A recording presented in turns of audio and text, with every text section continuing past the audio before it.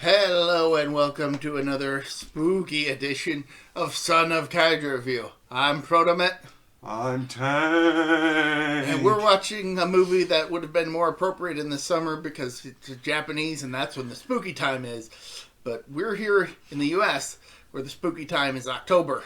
Yep. Today we'll be taking a look at Yokai monsters. 100 monsters. There was probably about 100 monsters. We barely got to see them. But they're in here. I don't think there are 100 monsters in this movie. No. But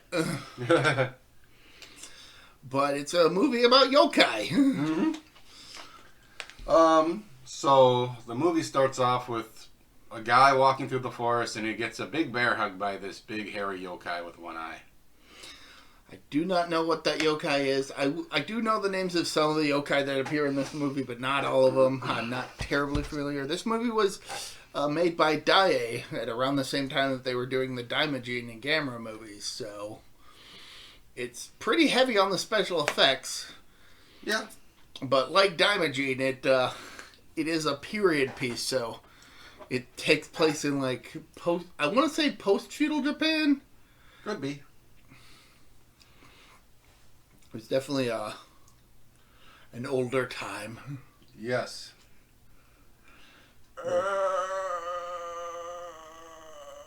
Well, anyway, turns out the guy was actually just telling a story to a bunch of other people as part of a little... Like two spooky wookie. It's like campfire tales sort of situation where you tell a ghost story around a campfire. Similar situation, except everybody's all huddled in one room. Yep. Telling stories. So are you afraid of the dark? No. I didn't sound that confident, did I? I'm talking about the show. No, I'm afraid of the dark. Good show. I really got to get around to getting my hands on that. Watching it. But anywho, that's neither here nor there. But anyway, the whole point of this opening theme is to establish... That yokai are real. Not necessarily. It's more to establish, for anybody who's not familiar, the practice of telling ghost stories all huddled together. Yeah. In a small room, which it becomes a bit of a plot point later on in the movie. Oh, yeah. But the main bulk of the action happens like the next day when a group of thugs from a company run by a guy named Tajimaya, they've come to basically tear down the nearby shrine. And while they don't tear down the shrine, they do let everybody in the nearby tenement house know that once we get the shrine down, you guys are next because your guy owes our boss like a bunch of money or something. Because as it turns out, the guy who owns the land, Jinbei, his wife had gotten sick, and in an attempt to treat her, Tajimaya suggested he get some medicine from, I think, Holland. So this would have definitely been like post-Dutch arrival. Okay. So around the time when Japan was starting to open up its borders again for the first time. But as a result, he's racked up quite a bit of debt from Tajimaya, who lent him the money. And now Tajimaya is collecting by tearing down the shrine and like the building that the shrine is in, technically. Well, yeah, the shrine and the nearby tenement house where everybody lives.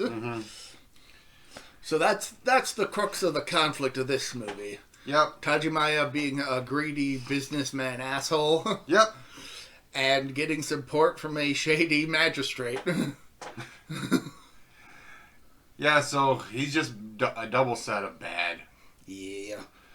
One of the, we have a person that is, I'm guessing he's supposed to be special. Shinkichi? Yeah. Tajimaya's son? Yeah. Yeah. He makes friends with a yokai. Yeah. But yeah, it's established fairly early on that he's very childlike, and it's like you can tell that he's clearly played by an adult, so they're not trying to pass him off as a kid. No. He's just that dull. Dull and naive, maybe. Yeah. Then we have... God, I can't think of his name right now. There's the lead guy of the good side. Yasuhiro? Yasunobu? Yasu something. He initially comes across as a bit of a lazy guy who doesn't even pay any attention to any of the noise that's going on outside. Like, opens up, walks outside, or opens up his window, and all of a sudden there's like people wearing red clothing having a party of some sort. It looks like of some fashion. We're like, eh. But he gets serious eventually. I'm looking this up because I want to know the character's name. Because we'll keep referring to him throughout the movie.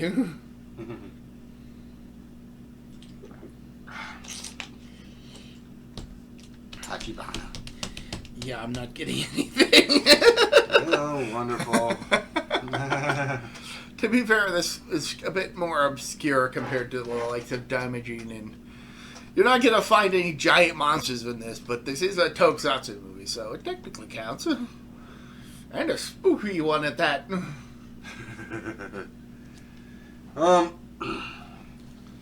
So most they're trying to talk what's his face into pleas not to destroy the shrine and don't kick us all out. Because he's basically trying to pay off the magistrate to get this prime piece of real estate so that he can build a...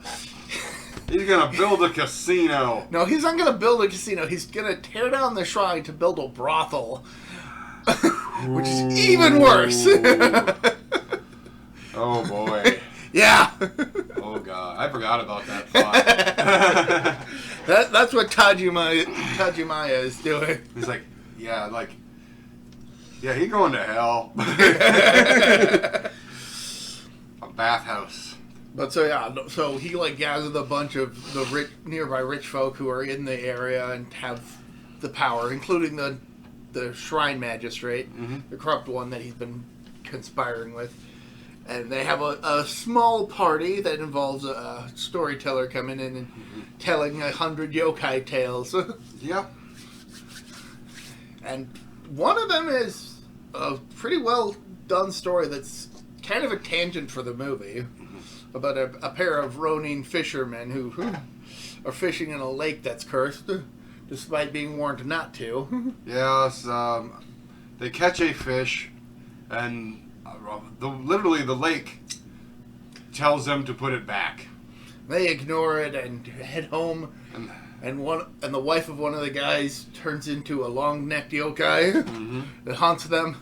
Turns out the guy's wife didn't even get home. They apparently got struck by lightning. So the whole thing was just ghosts haunting them in the afterlife. And once all the one tales are finished up in this story,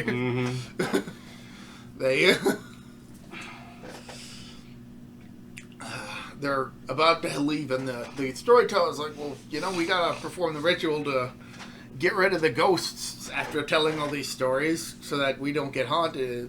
And Tajimaya's like, no, I got it. I can take care of it. And his ritual is paying off everybody in the room. Yep. That kind of backfires on him. Because as it turns out, Yasu something had snuck into the party as one of the guests and manages to abscond with some of the money that was being used to pay off everybody. Now, he gives that to Okiku, Jinbei's daughter, in order to give to her father so that they can pay off the debt. Unfortunately for them, while Tajimaya does accept the money back and hands the deed back to Jinbei, one of his henchmen kills Jinbei on his way home and steals the deed back. Mm-hmm. He did. They sure did. It's like, there's a lot of killing in this. And then when Okiku and her boyfriend Daikichi, who I recognize from his role in Sukeban Deka, when they arrive at Tajumaya's place to ask about where her dad is, the guy at the front is like, "Well, we've been waiting for him this entire time. We don't know what happened. Hopefully he's okay and didn't get murdered on the way here. You know, they got bandits out there."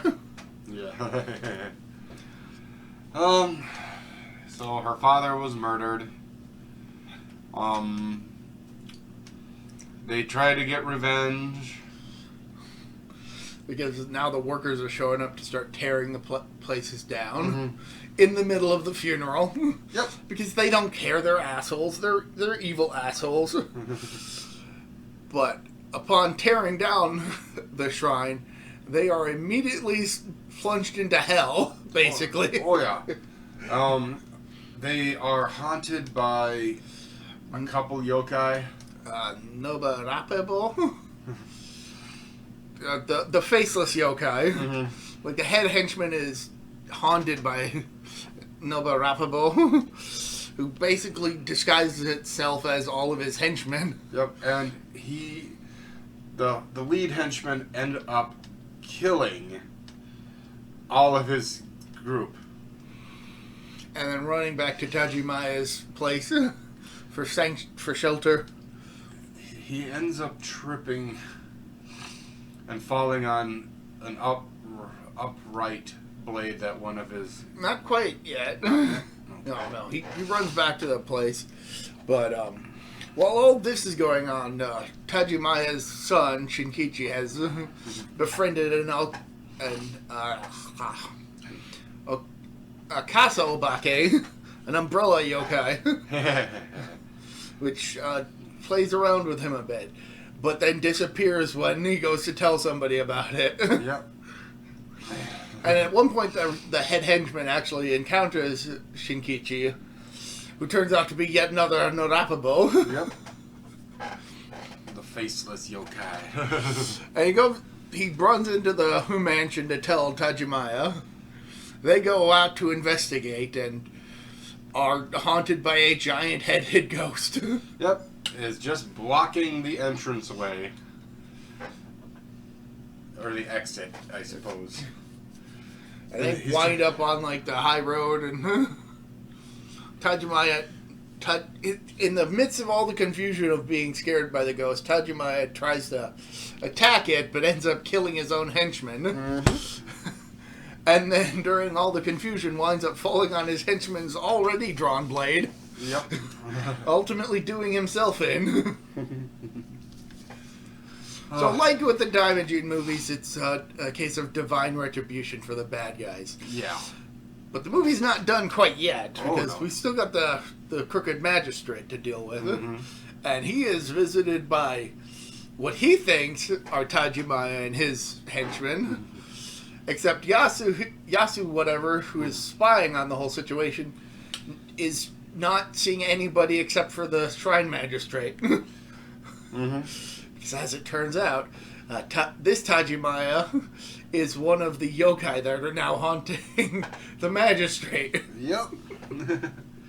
The magistrate tries to fight this yokai. And a bunch more show up.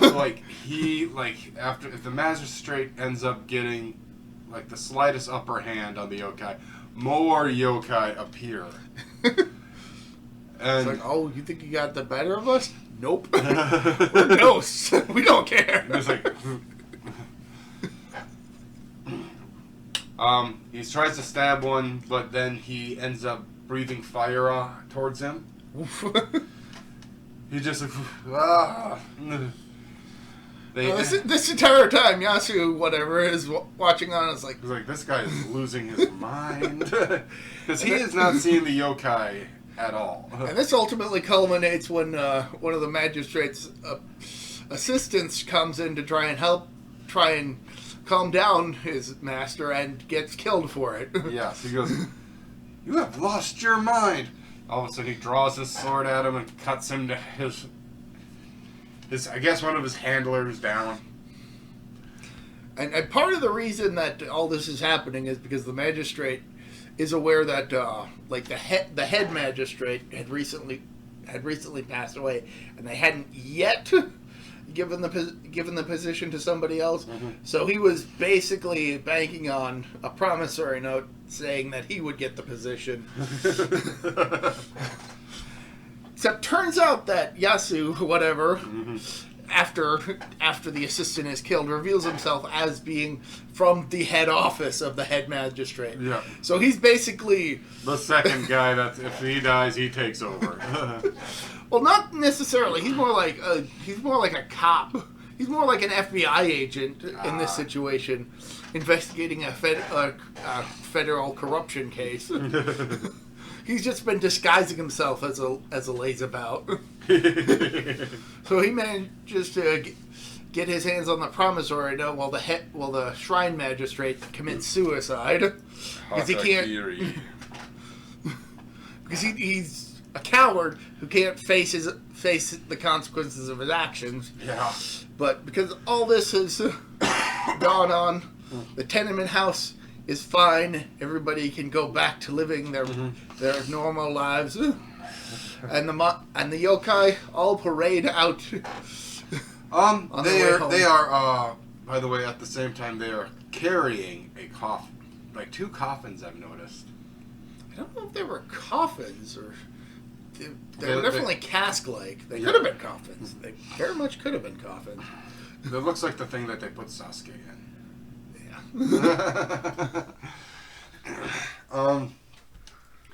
So they're having the yokai are having a party. It just looks like they're having a pimpin' good time. Oh yeah. It's like they're just dancing away, and then the movie pretty much ends. I mean, it ends with a scene of Tajimaya's family finding him and his henchmen dead on the high road, and everybody learning about what happened, and the deed being handed back to Okiku so that everybody in the tenement house can stay there. Yep. And it's all good. Movie's over. Yeah, so a good chunk of this movie is like with the Daimajin movies, a very period piece movie about corrupt authorities. Yeah. Overextending their power and being faced with divine retribution. Pretty much. Or supernatural retribution. In this case. I just love that scene in Daimajin where they are literally hammering a giant nail inside his head and it starts bleeding. And then he breaks open. But yeah, no, this movie is a bit vague on what is actually what is the actual trigger for the yokai to start attacking. I'm thinking it was due to them tearing down the shrine. That is definitely where the bulk of it started, but you have to admit that the Kasobake showed up to play with Shinkichi after the whole storytelling bit in the middle where they didn't perform the proper ritual to ward off yokai. So they basically left themselves open to being haunted. Yep, pretty much so. It's just like literally he was drawing him like in his room. He was painting the like umbrella yokai all over his room. And like at one point, one of the drawings comes off the wall and it's a nice cartoon effect. Yeah, and then it turns into the puppet. Yeah, and it's just like I like that look. It's funny. Yeah, the look of pretty much all the yokai that appear in this movie are well done. Oh yes, they got a nice creepy atmosphere to them. While also being a bit crude for the time. Well, like in a good way. It's like good classic tokusatsu costume. There's one of the sequels to this has a lot of profanity if you read the subtitles. And you know what? Somebody I was watching somebody on YouTube literally yesterday. Actually, right when I got home after we got done watching. Yeah. They considered the Pokemon Golduck to be like a Kappa. Yeah. I'm like, I kind of see it now. Yeah. I opened up my Pokemon Go app and I'm like, looked at them. I mean, yokai are incredibly widespread in Japan. Yeah. There are lots of yokai in different territories and regions. Mm-hmm. Just like there are a lot of like folk tales of creatures in all over the world. Oh, yeah. Yokai are super interesting. Oh, yes. There's an episode of Umaru, and she scares her brother, and he goes, I thought you were a yokai demon. And then they do a little cutscene of her wearing all black and looking at all spooky standing above him. I wouldn't be surprised if that was in the vein of like Gekage no Kitaro or something. Could have been. You never know. It was just like, yokai are just fun in general. Yeah. Just, oh. Yeah, there were 2 additional yokai monster movies that came out in the 60s. But much like Daimajin, it was just limited to a trilogy for a long while.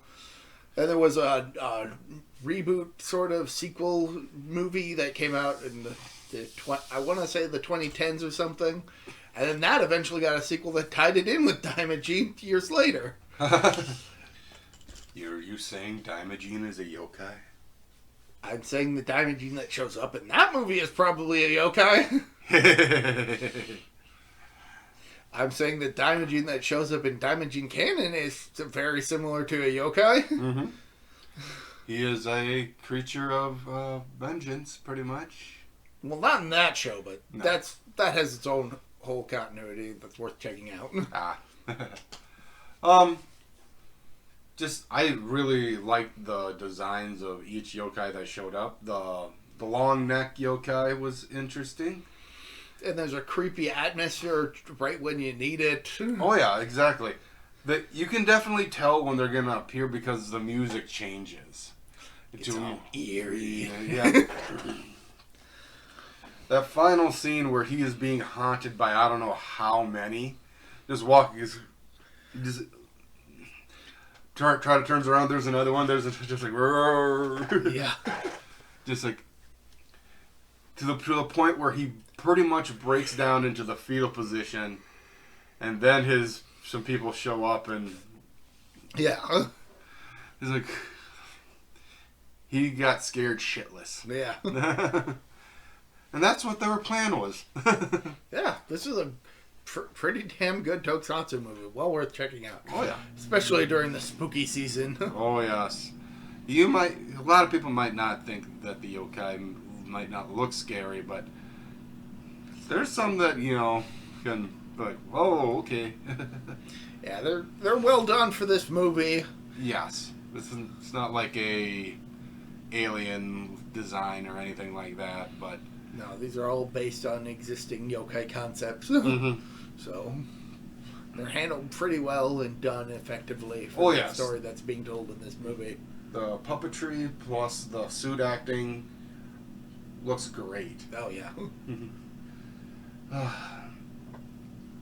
It's just a good movie. Yeah. I guess I don't have much more to say. No, me neither. Well, Plot is fairly simple and straightforward. mm-hmm. And then yokais show up and complicate the whole situation in the best way possible. They leave all the good people all but alone, but if you have any like darkness in your soul or something, they will get you. Yeah. Oh, just like, God, this is a good movie. Oh yeah. Just silly, very good. I mean, but we're basically repeating ourselves at this point. Yeah. All right. Happy Halloween, everyone, and have a good day. See ya. Bye.